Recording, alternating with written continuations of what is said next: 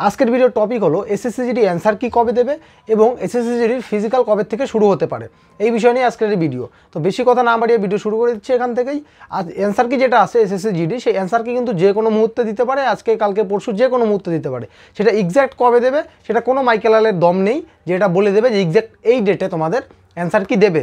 এবং রানিং যেটা আছে, রানিং কিন্তু অনেক ইউটিউব চ্যানেল, অনেকে যারা চাকরি করে অলরেডি, তারা কেউ কেউ বলছে যে রান যেটা আছে রান কিন্তু এপ্রিল মাসে হবে, এবং আবার কেউ কেউ বলছে যে মে মাসেও হবে না। তার মানে কেউ কেউ বলছে ভোটের পরে হবে এবং কেউ কেউ বলছে ভোটের আগেই হয়ে যাবে। তো এই যে বিষয়টা আছে, তো রানিং যেটা আছে এটাও কিন্তু তারা কেউই জানে না যে কবে রানিং হবে না হবে। তো রানিংয়ের যে মূল বিষয়টা আছে এটা কিন্তু আমার যেটা পার্সোনালি মনে হচ্ছে যে ভোটের আগেই কিন্তু এটা করানো সম্ভব, মানে মে মাসের মধ্যে, মে মাসের সেকেন্ড উইকের ভেতরেই কিন্তু এটা করানো সম্ভব। এই কারণেই করানো সম্ভব কারণ ভোটের জন্য যতই ফোর্স যাক, কিন্তু রানিং যেটা আছে রানিং করতে কিন্তু সেরকম কোনো মানে খুব বেশি মানে এখানে ম্যান পাওয়ারের কিন্তু প্রয়োজন হয় না।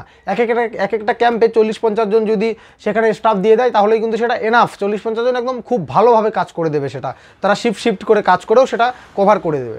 তো রানিং যেটা আছে সেটা কিন্তু মে মাসের মধ্যে হওয়ার সম্ভাবনা প্রবল আছে।